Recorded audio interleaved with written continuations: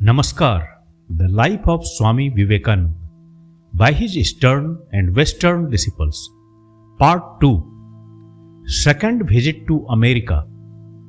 America का दूसरा भ्रमण. एपिसोड 4. 1900 की जनवरी. लॉस एंजल्स से पासाडेना की ओर बढ़ते स्वामी विवेकानंद.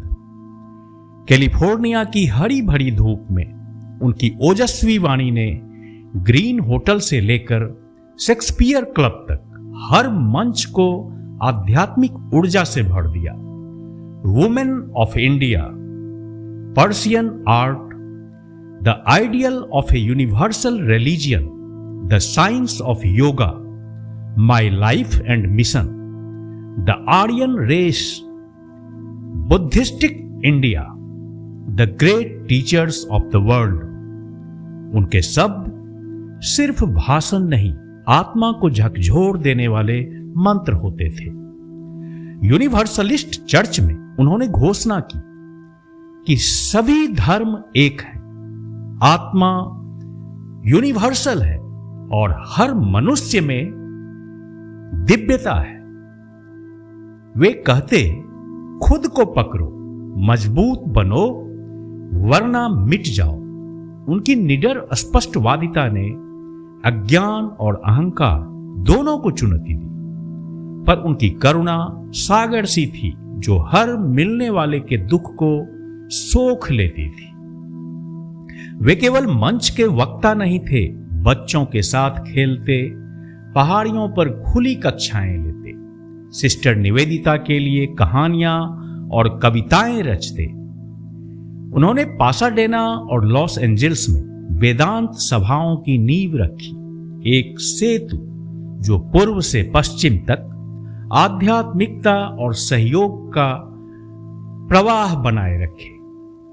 थकान के क्षणों में भी उन्होंने कहा, मैं प्रसन्नता के लिए नहीं जन्मा हूं, काम करने के लिए ही जन्मा हूं और करता रहूंगा जब तक गिर ना पड़ूं. स्वामी जी का यह प्रवास एक जीवंत प्रमाण है कि एक व्यक्ति का संकल्प, उसकी वाणी, उसका त्याग संपूर्ण युग की चेतना को जागृत कर सकने में सक्षम हो सकता है.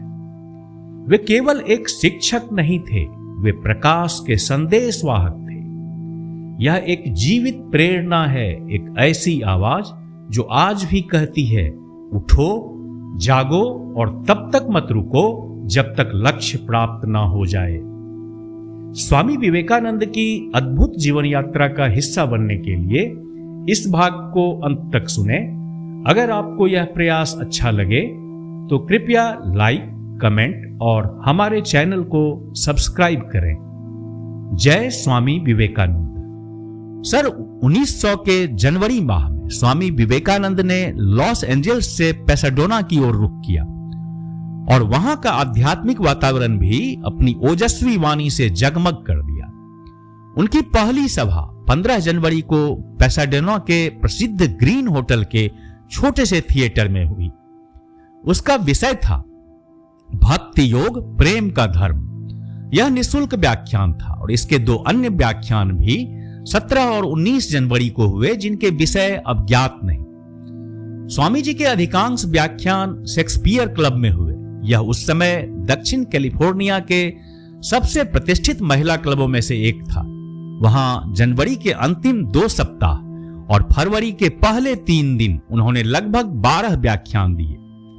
उनमें प्रमुख विषय थे 18 जनवरी भारत की महिलाएं, 20 जनवरी फारसी कला, 22 जनवरी सार्वभौमिक धर्म का आदर्श, 25 जनवरी योग का विज्ञान, 27 जनवरी मेरा जीवन और उद्देश्य, 30 जनवरी आर्य जाति, 2 फरवरी बौद्ध भारत, 3 फरवरी विश्व के महान शिक्षक.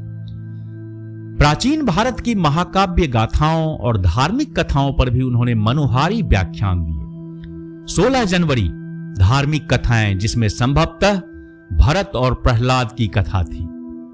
31 जनवरी रामायण, 1 फरवरी महाभारत. इस सब के बीच 28 जनवरी को उन्होंने यूनिवर्सिटी चर्च में सार्वभौमिक धर्म विषय पर एक भावनात्मक व्याख्यान दिया, जिसमें उन्होंने धर्म की एकता और आत्मा की सार्वजनीनता पर बात की। इन व्याख्यानों का समाचार लॉस एंजल्स व पासाडेना दोनों के अखबारों में प्रकाशित हुआ, जिससे श्रोताओं की संख्या केवल स्थानीय न रहकर दूर दराज से भी रही। स्वामी जी की तेजस्विता और आध्यात्मिक ओज से पासाडेना का वातावरण भी दिव्य चेतना से भर गया। हालांकि जनवरी के उत्तरार्ध में स्वामी जी लगभग हर दिन भाषण देते प्रतीत होते हैं, फिर भी वे अपने कार्य से असंतुष्ट थे। 24 जनवरी को क्रिस्टीन को लिखे पत्र में उन्होंने लिखा, मैं इस समय कड़ी मेहनत नहीं कर रहा हूं क्योंकि मुझे उतना काम ही नहीं मिल पा रहा है। शुरुआती जोश खत्म हो गया है और लोग अब भुगतान नहीं करना चाहते। मैं सैन फ्रांसिस्को जाने की सोच रहा हूं। यह एक नया क्षेत्र है। मैं पूरी तरह काम से थक चुका हूं और पहले जो उत्साह था वह अब चला गया है। यह पत्र लॉस एंजल्स में मिसेज ब्लॉटेज के कॉटेज से लिखा गया था, जहां वे कुछ समय के लिए लौटे थे। इसमें उनकी थकावट और एक तरह की हार स्वीकार करने का भाव झलकता है, लेकिन यही मनस्थिति उनसे मजबूती और प्रेरणा के शब्द कहलवाती है। मुझे डर है जिस विश्राम और शांति की मैं तलाश कर रहा हूं वह शायद कभी नहीं मिलेगी, लेकिन मां मेरे माध्यम से दूसरों का भला करती हैं। कम से कम मेरे देशवासियों का कुछ तो कल्याण होता है, और जब अपने भाग्य को एक बलिदान के रूप में स्वीकार किया जाए तो सह लेना आसान हो जाता है। हम सभी किसी न किसी रूप में बलिदान हैं। यह एक महान पूजा चल रही है जिसका अर्थ कोई नहीं देख सकता सिवाय इसके कि यह एक महान बलिदान है। जो स्वेच्छा से स्वीकार करते हैं वे बहुत पीड़ा से बच जाते हैं। जो विरोध करते हैं वे अंततः टूटकर झुक जाते हैं और अधिक कष्ट सहते हैं। अब मैं ठान चुका हूं कि स्वेच्छा से स्वीकार करूंगा। मुझे कोई खबर नहीं है, मैं खुश नहीं हूं, बिल्कुल नहीं। मैं प्रसन्नता के लिए नहीं जन्मा हूं और अब इसकी परवाह भी नहीं करता, क्योंकि मैं दुख के उस पक्ष का इतना अभ्यस्त हो गया हूं। काम करने के लिए ही मैं जन्मा हूं और करता रहूंगा जब तक गिर ना पड़ूं। अब मैं संतुष्ट हूं, बस यही काफी है। उत्साहित हो क्रिस्टीन, इस दुनिया के पास ना तो निराशा के लिए समय है ना ही कमजोरी के लिए। या तो मजबूत बनो या फिर समाप्त हो जाओ, यही नियम है। वास्तव में यदि स्वामी जी ने काम के प्रति उत्साह खो दिया था तो उनके व्याख्यानों में उसका कोई प्रमाण नहीं दिखाई देता। वे उतने ही जीवंत, शक्तिशाली और प्रेरणादायक थे जितने कि उन्होंने अपने पहले पश्चिमी प्रवास में दिए थे। उनके कई भाषण शॉर्ट हैंड में नोट किए गए थे और वे आज भी अपनी मौलिक भावनाओं और ओज के साथ उपलब्ध हैं। कुछ व्याख्यान अपने विषय की दृष्टि से अत्यंत विशेष थे, विशेषकर पासाडेना में दिए गए भाषण जैसे भारत की नारियां, मेरा जीवन और मिशन और विश्व के महान शिक्षक। इस अंतिम विषय के भाषण से कुछ अंश हम यहां सुनते हैं, जो स्वामी जी के सबसे प्रभावशाली व्याख्यानों में से एक था। स्वामी जी ने कहा, ये महान शिक्षक इस पृथ्वी पर जीवित भगवान हैं, हम और किसकी पूजा करें? जब मैं अपने मन में ईश्वर की कल्पना करने की कोशिश करता हूं तो पाता हूं कि वह एक झूठी और छोटी सी धारणा है। उस ईश्वर की पूजा करना पाप होगा।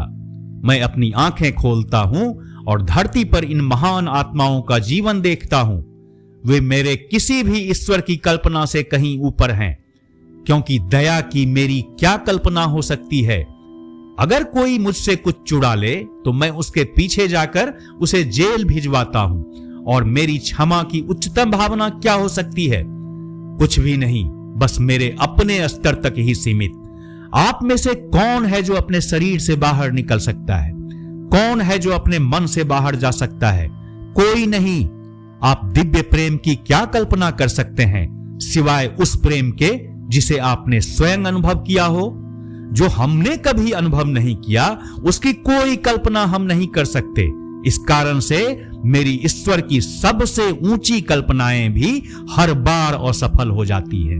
और इधर हमारे सामने हैं कुछ प्रत्यक्ष तथ्य, कोई आदर्शवाद नहीं, प्यार, दया और पवित्रता के साक्षात उदाहरण। जिनकी मैं कल्पना तक नहीं कर सकता, तो इसमें आश्चर्य क्या कि मैं इन महान पुरुषों के चरणों में गिर जाऊं और उन्हें भगवान मानकर पूजूं। और कोई कर भी क्या सकता है? मैं ऐसा व्यक्ति देखना चाहूंगा जो इनकी पूजा ना करे, चाहे वह कितना भी क्यों ना बोले। बात करना अलग है, वास्तविकता अलग है। ईश्वर, निराकार, आदर्श, इन सब की बातें करना अच्छी बात है, लेकिन ये मानव देवता ही सभी जातियों और राष्ट्रों के सच्चे देवता हैं। इन दिव्य पुरुषों की पूजा की गई है और की जाती रहेगी जब तक मनुष्य मनुष्य है। यही है हमारा विश्वास, यही है हमारी आशा। एक सच्चाई में केवल कोई रहस्यमयी सिद्धांत किस काम का। मैं आपको यह बताना चाहता हूं कि मैंने अपने जीवन में यह संभव पाया है कि मैं इन सभी को पूज सकूं और उन सभी के लिए भी तैयार रहूं जो भविष्य में आएंगे। जैसे एक मां अपने पुत्र को किसी भी वस्त्र में पहचान लेती है, उसी प्रकार यदि कोई ऐसा ना करे तो मुझे विश्वास है कि वह उस पुरुष की मां नहीं है। अब उन लोगों की बात करें जो यह मानते हैं कि वे सत्य, ईश्वर और दिव्यता को केवल एक ही पैगंबर में समझते हैं और किसी और में नहीं, तो मैं यह निष्कर्ष निकालता हूं कि वे किसी में भी दिव्यता को नहीं समझते। उन्होंने केवल कुछ शब्दों को निगल लिया है और स्वयं को एक संप्रदाय से जोड़ लिया है, जैसे कोई राजनीतिक पार्टी का सदस्य होता है सिर्फ एक मत के आधार पर। लेकिन यह धर्म नहीं है। क्या भविष्य में और भी बड़े पैगंबर आएंगे? निश्चित रूप से वे इस संसार में अवश्य आएंगे, लेकिन उनके आने की प्रतीक्षा मत करो। मुझे तो यह अधिक पसंद होगा कि आप में से हर एक इस सच्चे नए विधान का पैगंबर बन जाए। यह नया विधान उन सभी पुराने विधानों का सार संक्षेप है। सभी पुराने संदेशों को लो, उन्हें अपनी आत्मिक अनुभूतियों से समृद्ध करो और दूसरों के लिए पैगंबर बन जाओ। इनमें से हर एक शिक्षक महान रहा है, हर एक ने हमारे लिए कुछ छोड़ा है। वे हमारे देवता रहे हैं, हम उन्हें नमन करते हैं, हम उनके सेवक हैं और साथ ही हम स्वयं को भी नमन करते हैं, क्योंकि यदि वे पैगंबर थे और ईश्वर के पुत्र थे तो हम भी वही हैं। वे अपनी पूर्णता तक पहुंच गए और अब हम अपनी पूर्णता की ओर बढ़ रहे हैं। यीशु के इन वचनों का स्मरण रखो, स्वर्ग का राज्य निकट है। यही क्षण है कि हम में से प्रत्येक एक दृढ़ संकल्प करे, मैं पैगंबर बनूंगा, मैं प्रकाश का संदेशवाहक बनूंगा, मैं ईश्वर का पुत्र बनूंगा, नहीं मैं स्वयं ईश्वर बनूंगा। पासाडेना में भाषण देने के अतिरिक्त स्वामी जी प्रायः कुछ उत्सुक विद्यार्थियों के लिए छोटी छोटी खुली कक्षाएं भी लेते थे। आमतौर पर वे मीड परिवार के घर के पास की किसी पहाड़ी चोटी को अपनी कक्षा के लिए चुनते थे। सौभाग्यवश मौसम गर्म और धूप वाला था, जो उनके स्वास्थ्य के लिए लाभकारी सिद्ध हुआ। लगभग हर दिन काम करने के बावजूद वे एक शांत जीवन जी रहे थे, पढ़ते थे, घूमते थे, लेखन करते थे। इन्हीं दिनों उन्होंने सिस्टर निवेदिता के लिए कुछ हिंदू कथाएं लिखी।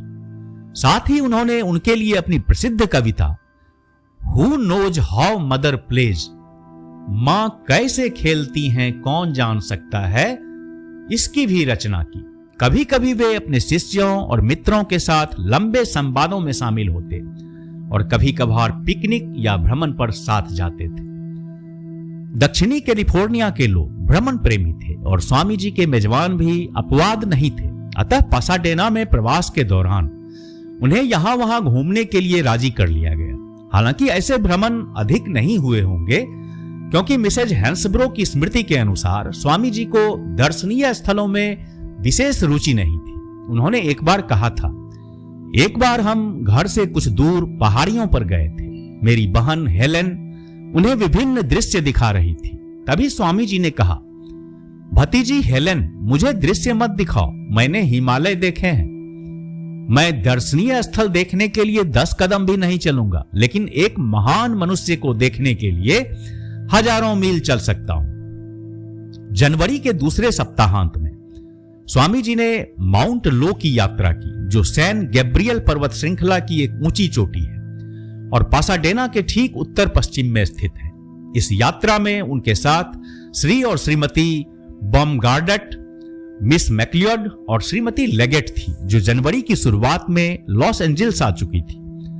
पहाड़ चढ़ते समय यह समूह इको माउंटेन हाउस नामक उस समय के प्रसिद्ध होटल में रात भर रुका। रविवार 14 जनवरी की सुबह स्वामी जी ने वहीं एक भाषण दिया।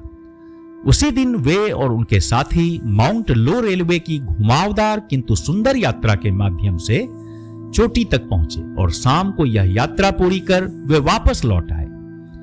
2 दिन बाद स्वामी जी मिस मैक्लियोड और श्रीमती लेगेट के साथ ट्रेन द्वारा रेड लैंड्स गए, जो लॉस एंजल्स से लगभग 70 मील पूर्व स्थित एक छोटा सा नगर है, जो अपनी प्राकृतिक सुंदरता और विस्तृत पार्कों के लिए प्रसिद्ध है।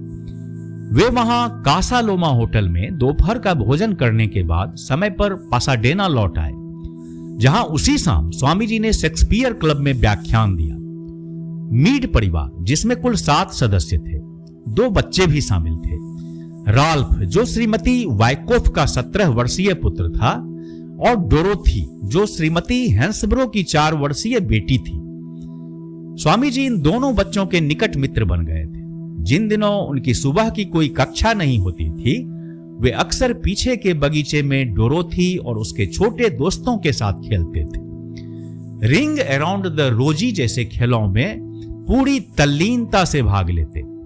हालांकि वे स्वयं भी उतने ही प्रसन्न होते जितने कि बच्चे, और उन खेलों का आनंद एक बच्चे की तरह निस्वार्थ रूप से लेते।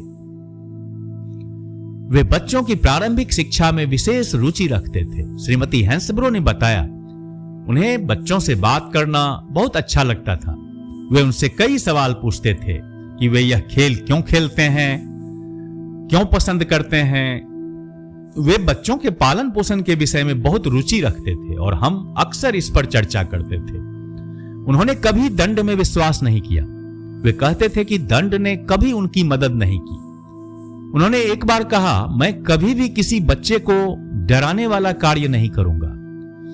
कभी कभी स्वामी जी बच्चों के साथ बगीचे में एक शेड में बैठ जाते और चित्रों वाली किताबें देखते। उन्हें विशेष रूप से अपने बचपन की प्रिय पुस्तकें एलिस इन वंडरलैंड और Alice through the looking glass बहुत पसंद थी। राल्फ स्वामी जी से अत्यंत स्नेह करता था और हमेशा उनकी सेवा करने का प्रयास करता। वह उनके जूते चमकाता, ऊपर से तंबाकू ला कर देता और अन्य छोटे छोटे कार्य करता जो स्वामी जी उससे कहते। वे दोनों अक्सर बातचीत भी करते। एक दिन स्वामी जी ने राल्फ से पूछा, क्या तुम अपनी आंखों को देख सकते हो? राल्फ ने जवाब दिया कि आईने में ही देख सकता हूं। तब स्वामी जी ने कहा, ईश्वर भी ठीक वैसे ही है। वे तुम्हारी आंखों जितने ही पास हैं।